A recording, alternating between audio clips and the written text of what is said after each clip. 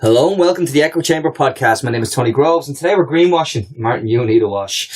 As always, I'm joined by my co-host and climate change skeptic. Martin, you've been to the Heartland Institute, haven't you? Yes, and I'm not a skeptic. You're not a skeptic, you're a septic. Much more importantly, we're delighted to be joined in the Tortoise Shack by Green Party Equality Spokesperson, local rep for Killiney Shankill and co-founders, fair enough? Co-founder of Emerging Ireland, Una Power. Una, thank you for coming all the way over to the north side. Thank you very much. I'm very excited to be here. Listen, it's actually very timely that you're here because this is, as the new video shows, the new Fine Gael video shows, it's Green Week. And I am going to go straight into it because it must be an utter frustration for anybody who's at all environmentally minded. And I wouldn't say that we're the greatest green people in the world in between myself and Martin, but we certainly know that our government are laggards. Laggards is probably the nicest way of putting it. That's as nice as the European Commission put it. Yes, like when we saw Green Week appear as a hashtag yesterday, we were like, yay, it's a week of being environmental. We were like, a week. Yeah, no. Hilarious. But it's just touching bases. It's like a box ticking exercise. Honestly, it feels like they looked at, what are young people into? Yeah. We see on Facebook a good few people follow environmental stuff. Let's do environmentalism for a week in the middle of August when everybody is away, when there's nothing we can do about it. And it's really grating. We're very welcoming of people being pushing environmental legislation. Like we've seen with the climate emergency bill from Breed Smith and People Before Profit. That was fantastic. Yes. There before the recess. And also when we saw when we saw the fracking, the divestment bills, all of these, it's brilliant. But it's irking to see somebody being like, we're being environmentalist when all evidence to the contrary states otherwise. It's like me going on Twitter and saying, hey, I'm a rock star. Even if you look at everything that I've done, clearly points out that I am not a rock star. It's just, you can't just say you're something. Your actions are indicative of what you are, not your words. Well, Dennis Naughton a couple of weeks ago was offended by there was one of the state's own reports that said the watchdog had said that we weren't doing enough. Not only not doing enough, we were going to start incurring fines from next year, and we were actually really exceeding stretch targets for levels of carbon emissions. We were gone well above what we were supposed to be doing, even anyway, without even bringing it back a bit. And he said that's the phrase he used was, that's the problem with environmentalists. And that's a huge problem. It's this thing that, environmentalists, that's something we have to just kind of work around. Like this awful group of people that, they're always throwing up problems. Environmentalism should be at the core of their policies. It shouldn't be a tack on at the end. It shouldn't be something that we try to deal with later. You can't leave it to later. And that feels what it's like with government policies. And as you just said, like the fines that we're facing, it's like looking like 500 million per annum. Isn't it funny that was and I know this is a controversial thing because the Greens advocated for water charges, but when it was water charges that the Greens advocated for, Fine Gael continually said, we'll be fined by the EU. And they put that to the public all the time, but they never put it to us really when it comes to climate change, because that would mean interfering with the big polluters. It's really worrying. And I think it's really for a party who say they're the fiscally responsible party, to be so casual about this. We are facing these fines. These fines are not a made up thing. They are coming down the line. And imagine if we were saying, no, let's invest. Let's actually invest. We're going to be spending money anyway. Let's actually have it going into something good. That's what we should be looking at. We should be looking at ways of retraining people from sectors that are going to be lost. We're losing sectors. And I think the one that everybody points to is like the peat industry and Midlands and that kind of fossil fuels. It's not a case anymore that we simply want to move away from these jobs. It's a fact that we have to move away from these jobs. The subsidies on them are insane. They're just not economically viable. They're not environmentally viable. And we are not making any sort of contingency plans for the future. We're just like, we'll deal with it at some point, rather than being like, no, this is happening. let's start moving on it. Let's start doing something. But that about making plans for the future, that echoes, as echoed for 10 years through Fine Gael. Everything is on the long finger. We won't solve housing this term. We won't solve the housing problem this term. You can add to that, we won't reach any of our environmental targets this term. We're the worst in Europe with our environmental targets. And yet we continue on blind and say we're fiscally responsible. And all they're doing is building up a bank of fines to come in the future that somebody else will have to sort out. The fines would be one thing, Martin, if it wasn't for the fact that it's actually, this is the summer where people woke up and said, Jesus, that climate change thing is real. Did you know it was real? I hadn't a clue. But that little consensus started to break through, and we have got a country that can actually, we're a small little open economy, so we can do what the environmentalists call the great transition. We can look at these things now, and we can be early adopters, and we can actually grow the economy through it. So it's so frustrating for someone like me who's also geared to think that where's the markets? I'm sorry, but that's just my training. But if I see that there are markets there that we're not even contemplating, well, that's just frustrating. It's incredible, and it's incredible some of the things that we see working in other countries that we've avoided.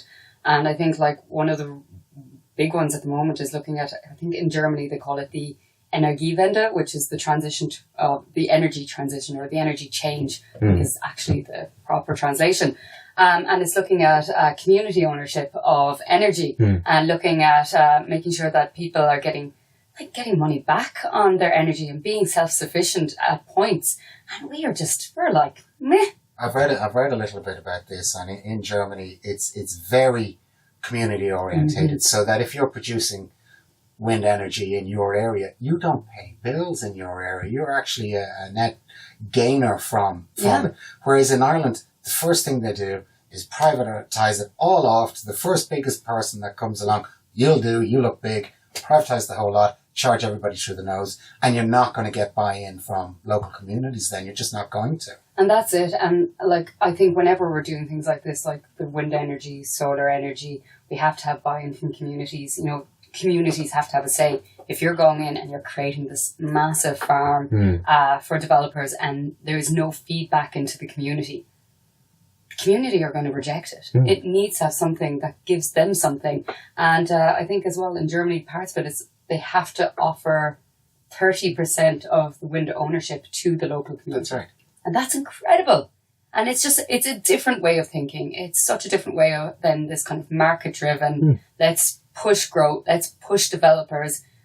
And I think that's something we need to do. Absolutely, but that same model, and I'm going to simplify it, is still the same. The Blairite, the Clinton appeasement after he lost his bottle.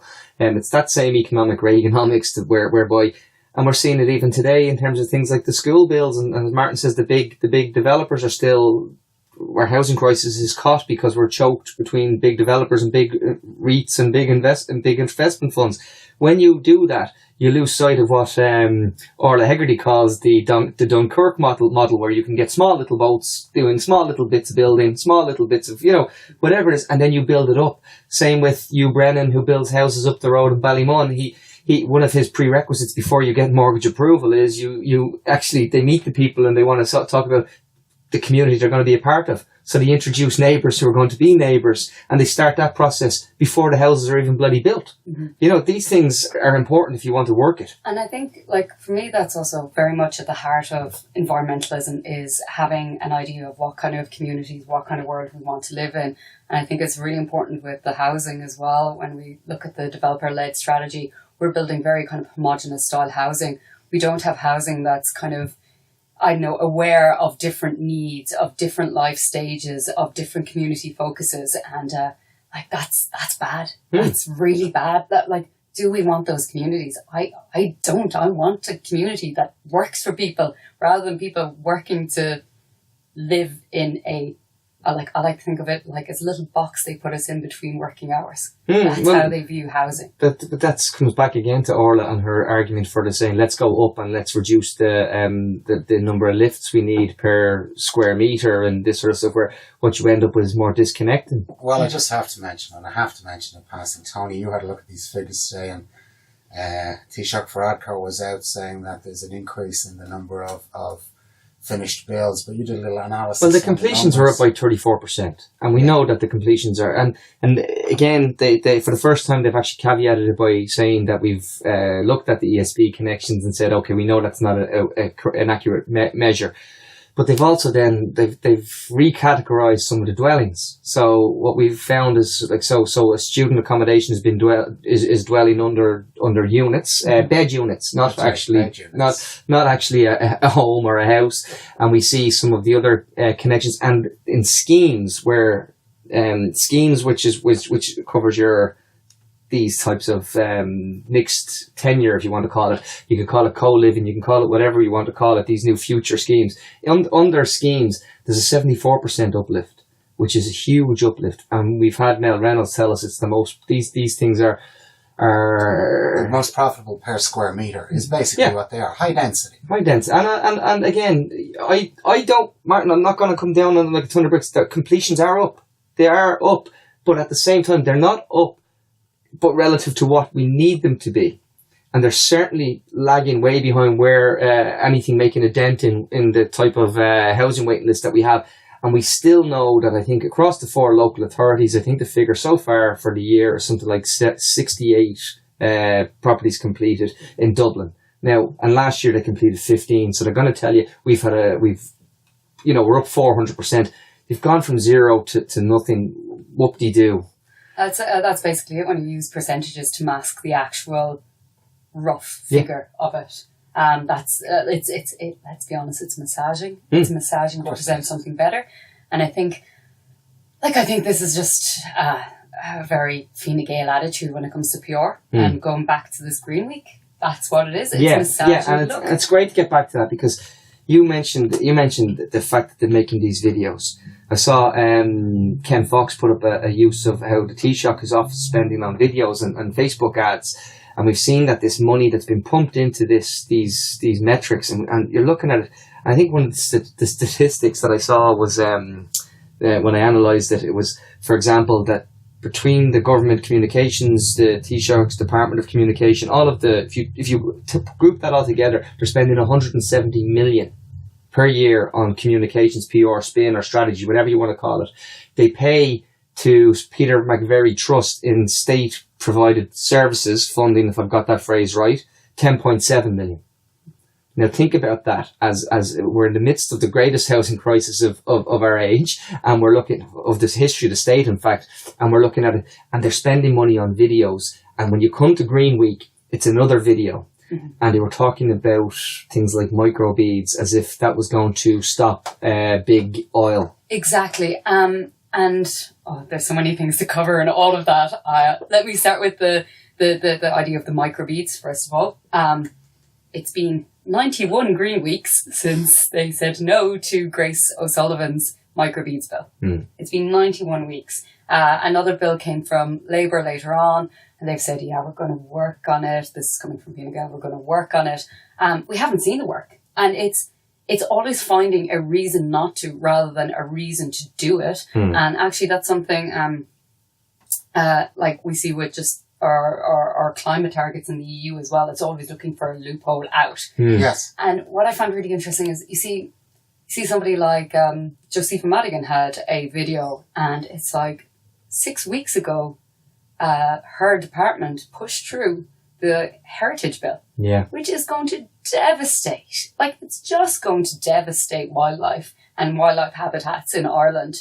And then the goal, the actual goal to stand up there and say, aren't we doing great? And it's a lack of, I think there's just not a very nuanced understanding of environmental issues, of climate change issues there in Fine Gael. I think you've been very kind. I think that's probably a kind way of putting it. Keep it in the ground bill. I mean, the Fine Gael were opposed to keep it in the ground bill, and Fianna Fáil abstained, and pretty much everybody else said, well, this is a great idea.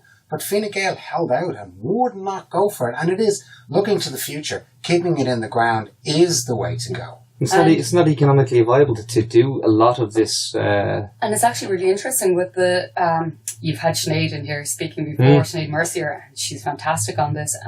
But there's another person whose name actually completely eludes me right now, who came in before the committee speaking about extraction and oil drilling, gas drilling in Ireland, and was saying that it doesn't even provide us with energy security in Ireland. No. It just doesn't. No.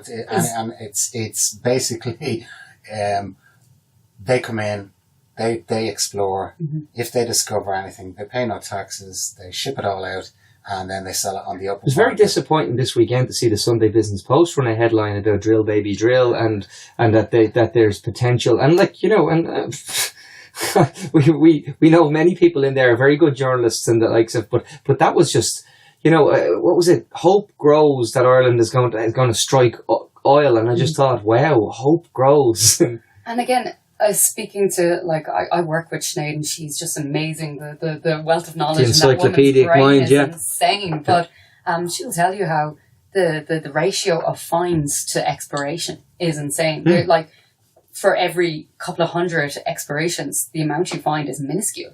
And then, as you said, it's not feeding back into, even if you're going to take away the environmentalist aspect, the fact that we can't afford to, in an environmental and climate change sense, we can't afford to keep on extracting. In an economic sense, we do not broker good deals. No, well, those particular deals go all the way back to the Fine Gael or Fianna Fáil and Labour. And it was, correct me if I'm wrong, wasn't it Ray Burke at the time that was the man on those? I'm actually not that sure, but we'll just say allegedly for that. Yeah, that's all right. I do believe so. I remember at the time. There's no buy-in. There's no even attempt to get a buy-in from local communities. Nobody's even trying. And the big one that nobody's talking about, and it's the major greenhouse gases from agriculture. And nobody dare not talk about agriculture, dare not say that 40 cows are a huge problem in this country. And they are. They are. They actually are. And we do really, I vehemently believe that we need to redress how we run our agriculture in Ireland. Again, I'm not an energy expert. I'm not climate.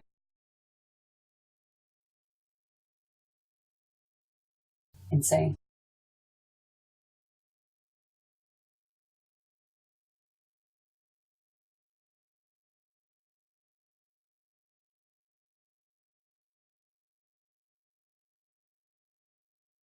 Two sides of the Lewis in the last 12 months. But from day one, everybody said, why wouldn't you connect it? And why don't we have a train out to the airport? I mean, that's utterly ridiculous. Those kind of things are, and I presume, everybody's seen that little meme that was there a few years ago of showing the different different cities. Yeah, the grids. And then it was like Dublin, fucking walk it yourself. yeah. Get off here and walk yourself. What's wrong with you? Stephen's Green to O'Connell Street isn't far, that was the kind of the thing. But yeah, the public transport. I grew up in West Waterford, and even getting to your nearest city, the public transport between Dungarvan to Waterford or to Cork was intermittent at best.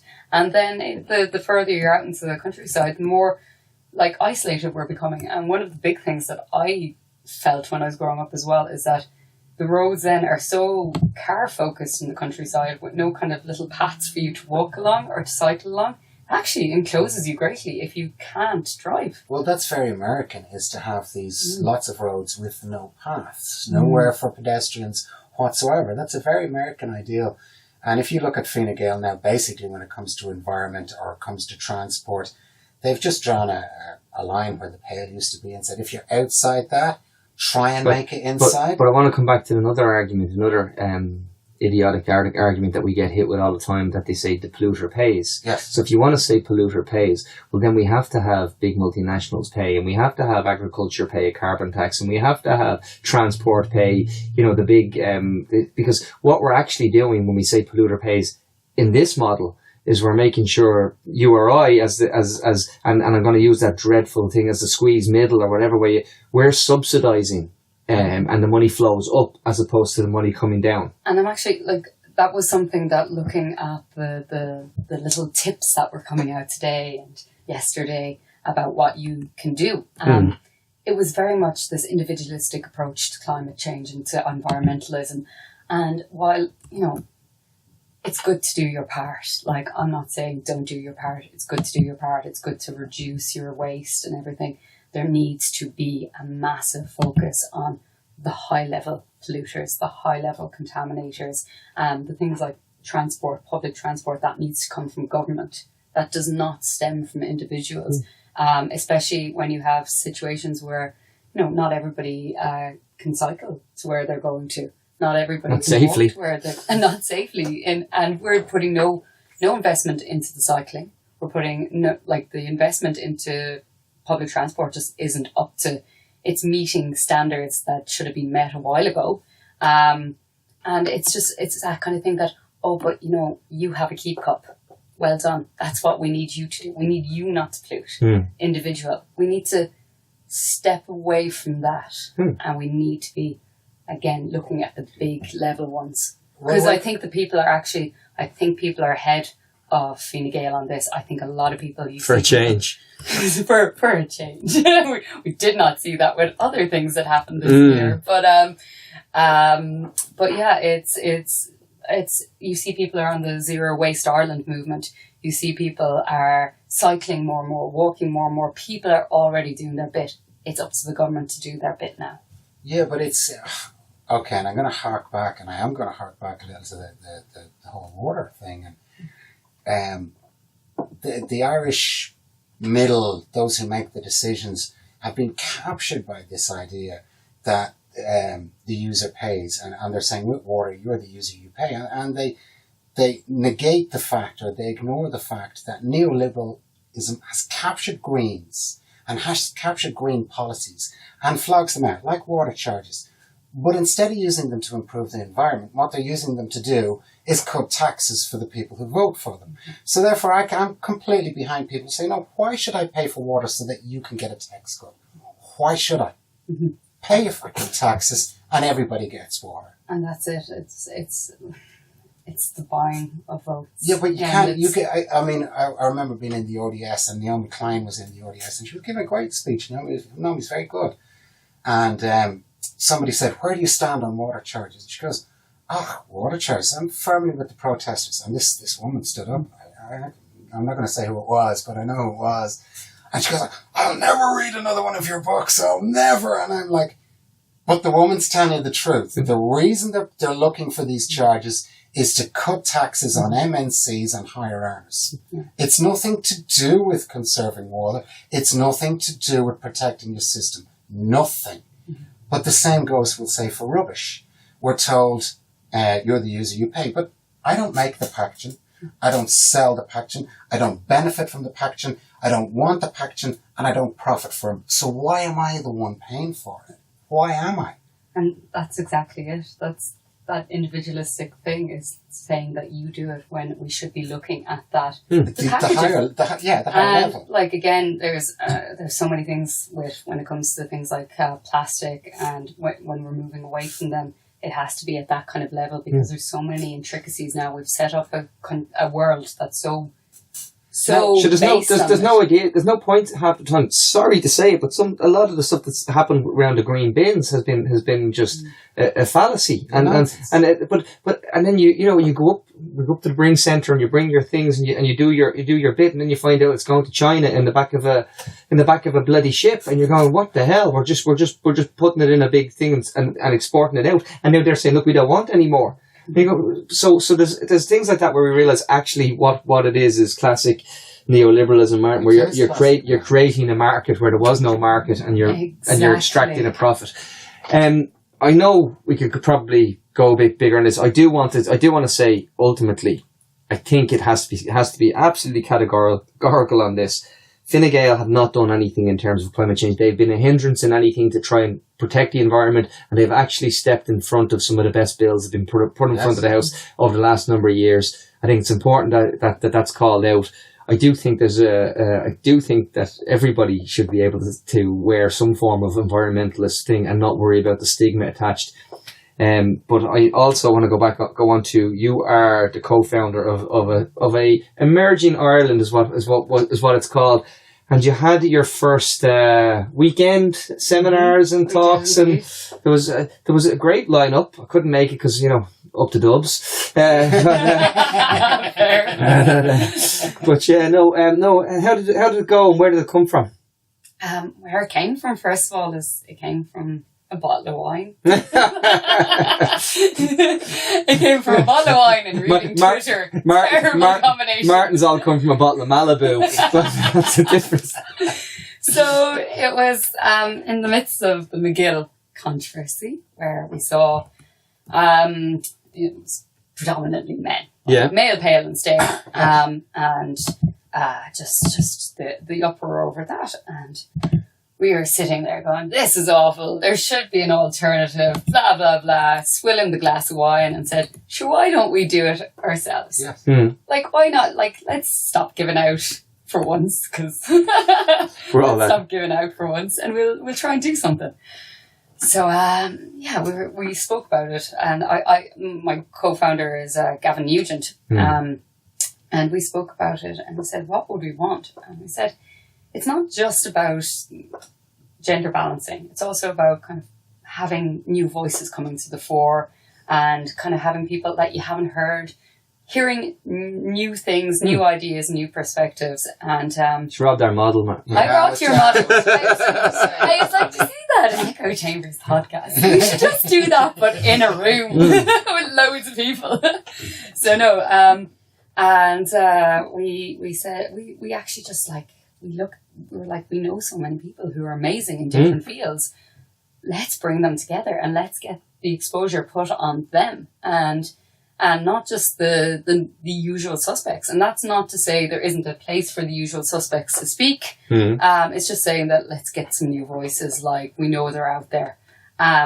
So then we tweeted that we're going to do it, and then we couldn't back out. Yeah. So we kind of put together panels that we were interested in, and we were putting together a housing panel, and we're kind of like, what do we want from the housing panel? And I said, I want to hear different voices. I want to hear people I haven't really heard yet. And it was actually at a conference that had really inspired me in the run-up to this, was one called, which was one during the repeal campaign, which was run by, I think it was People with Disabilities for Yes.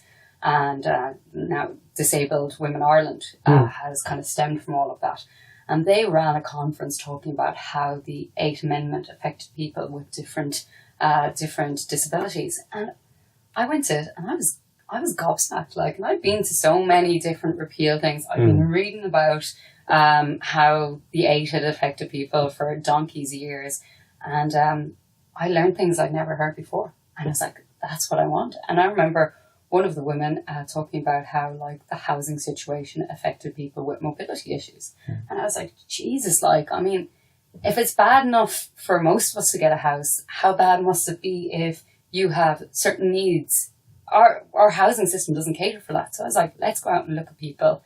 And actually, Amy from Disabled Women Ireland, she wasn't actually able to make it that day to speak. She's fantastic, though. Really incredible speaker. Very fond of jellyfish. And that sounds weird, but if she ever listens to this, she'll know what that's about. And we had Bernard Joyce from the Irish Traveller Movement.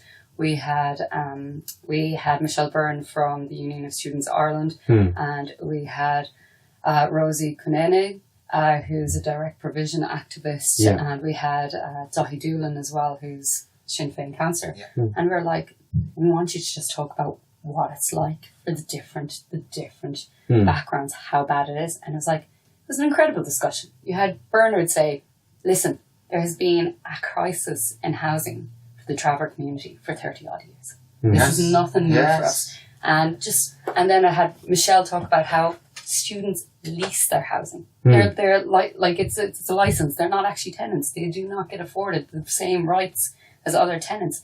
And that was the kind of thing I wanted from it. I wanted people coming out and talking about those things that I've never heard about before. And we were really lucky because we just were messaging people going, would you like to be on panels? And they were like, yeah, sure, why not? Yeah.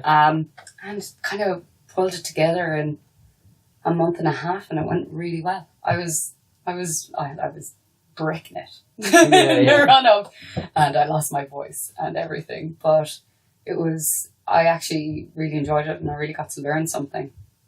And from it, I guess, like, going forward, what to take away from it,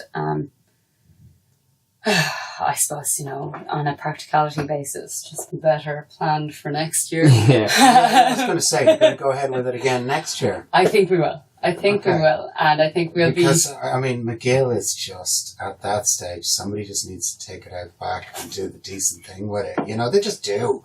I mean, it's been... Yeah, do they not understand that we've enough male pale and stale in this room, that we don't need McGill anymore? It's been around since Jesus was a boy, you know, and times change, and, you know, attitudes change, and at McGill all you get is the same tired old rhetoric, year in, year out. It never changes, it never varies. It's the same core message, which is but Martin, status quo. They're allowed to have let them continue at infinity if that's what they want to do, because that's okay, as long as we create other platforms and other mediums. And I mean that honestly, I'm not speaking out in defence of McGill, I'm just saying it doesn't matter if they all want to go to Donegal and go for a swim, because I believe it's lovely. But let them off, and that's just the way it's going to be. What we need to see, though, is these stories that are coming through, particularly around housing, where you get people to tell those stories, because it breaks down that stigma. You know, we keep going back to it, but we thought we were great, going, oh, we've spoken to such and such about housing, and we know this. And I think it was Owen O'Brien sat in the chair where you are now, Una, and he said, you have no ambition. Didn't he? Literally. He said to me, you never mentioned anyone with disabilities, and you never mentioned travellers. And I went, oh shit, can I press pause? We were talking to Susie Byrne last week, and Susie Byrne gives a really good insight into how difficult housing needs it is to meet housing needs. And particularly even just to get a place. If you have a disability, it's very difficult to get a mortgage. It's very difficult to get rent. You know, there's no real thought goes in. It's all afterthoughts, add-ons, addendums. Nothing is done from... I suppose we had two people in recently, and they talked... One was Lynn Renan, and Lynn talked about class-proofing legislation. And then we had Susie, who talked about disability-proofing legislation.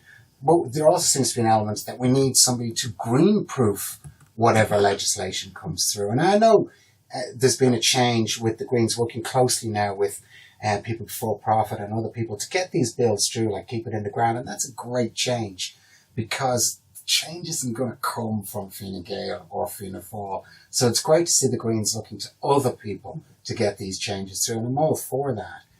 But we do need some other dynamic there other than trying to get Fine Gael to sign on the dotted line.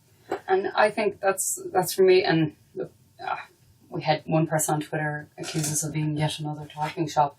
But I think it's really important to get those voices out there and get them heard, because if they're not heard at any level, then they're not going to be in the policies. And as you said, with the different, like we're looking now about gender proofing budgets. But like we do need to look at other proofings, like disability needs are very, like, they can be intricate. They can be things that you never thought of before if you come from a very ableist background.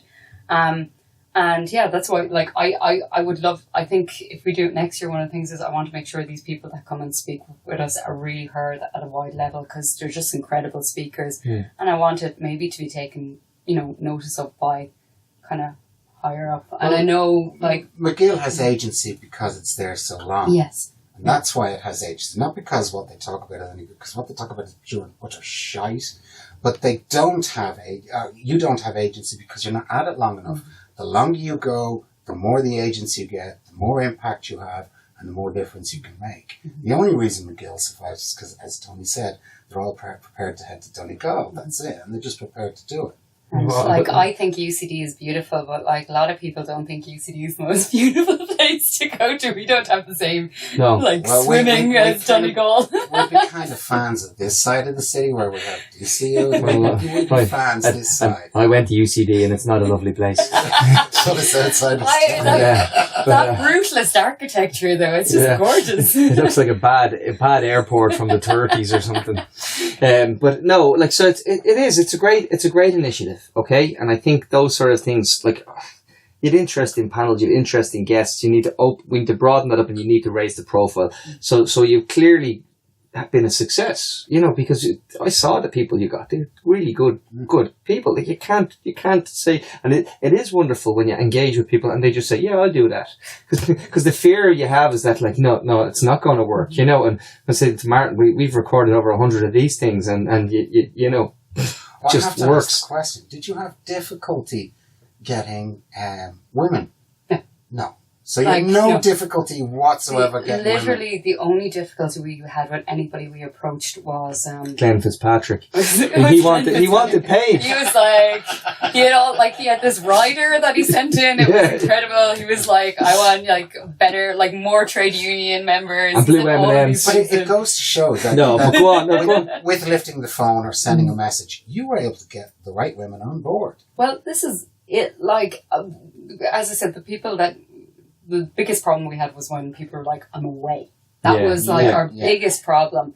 There was one woman, I'm not going to say who it was, but she was like, are you sure that I'm qualified to speak at this? And I was like, I'm not qualified to run this.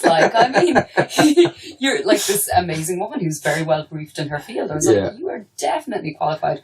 But it's a fact that you have to go out there and you have to approach people. And I think there can be a comfort in going to the people that are going to speak. Yes. Because it makes organisation of something a hell of a lot easier. And you'll know that from putting this together, that, just knowing that somebody's going to come on makes it a hell of a lot easier. But one of the things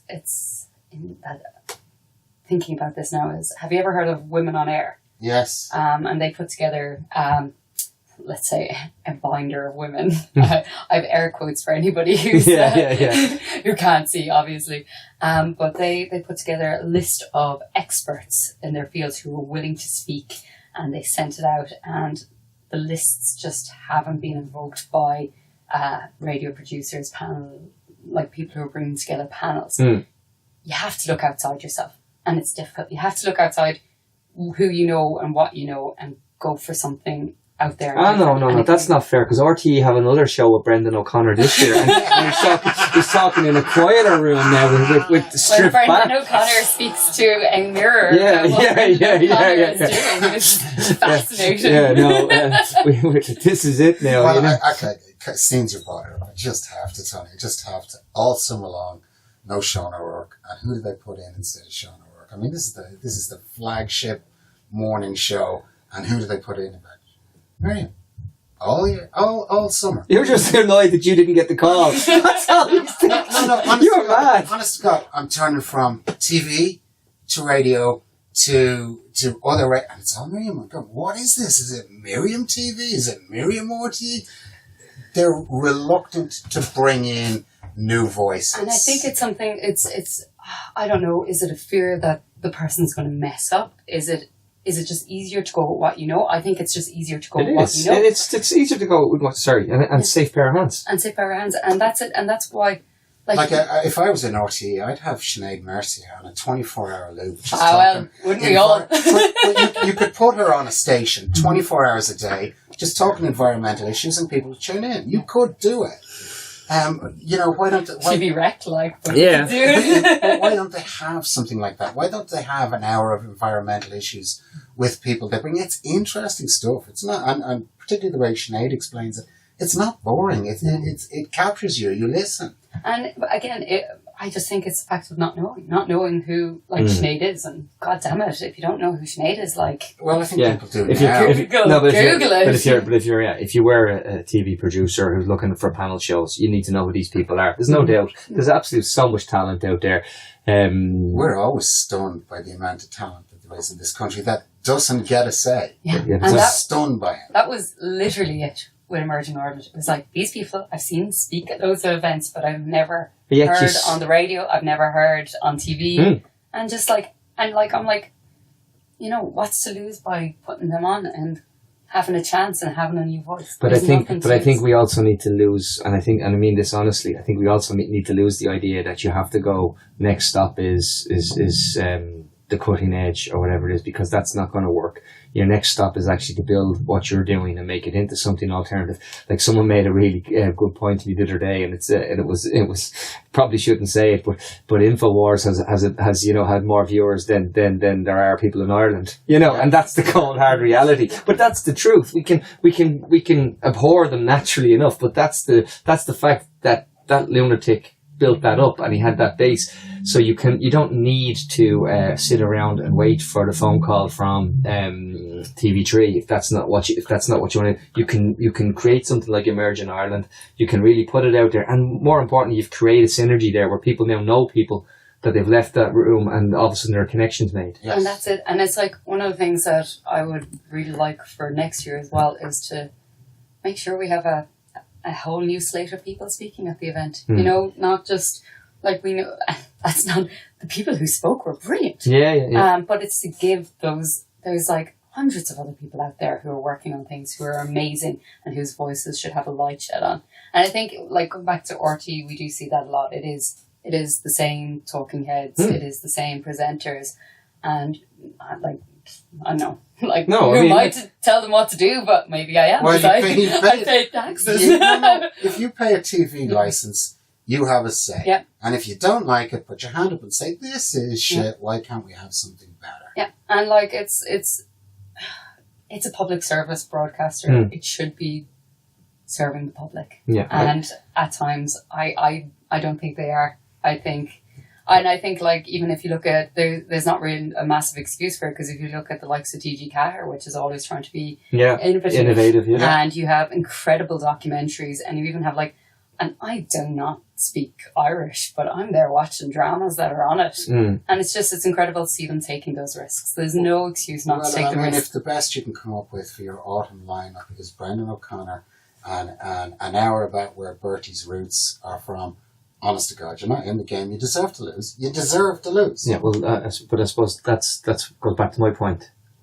Let them play that game, and hopefully we can break through them. Yeah, you can break through in other ways. That really gives me, like, so I know this summer has given me a lot of hope and a lot of things. In the past year, it's like seeing the likes of yourselves and the likes of Glenn and Steph's podcast. It's rubbish.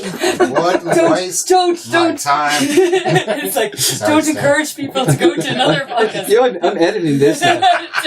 Taking it out. But, you know, and seeing, like, there's a bunch of different summer schools and events that would bring people together and talk about things. And I find that really encouraging, that people are like, fuck it, we're taking it into our own hands. Yeah. We're creating our own narratives. And that is the truth. Like Taylor Swift. That has to come out. Build it and they will come. I think that's the way to look at it. But let's go back to Green Week here for a minute. Are we in we all agree Green Week is just a spin opportunity. There's no meat on those bones. It's just out there. We're green. Add that twibbon to you know, I'm helping. No, you're not. But, you know, this is what Fine Gael are at the moment. It's just simply vote capture by putting a little twibbon on somewhere. That's what we're at the moment. Yeah. I don't know what to add to that. I completely agree. I just think that's what it's like.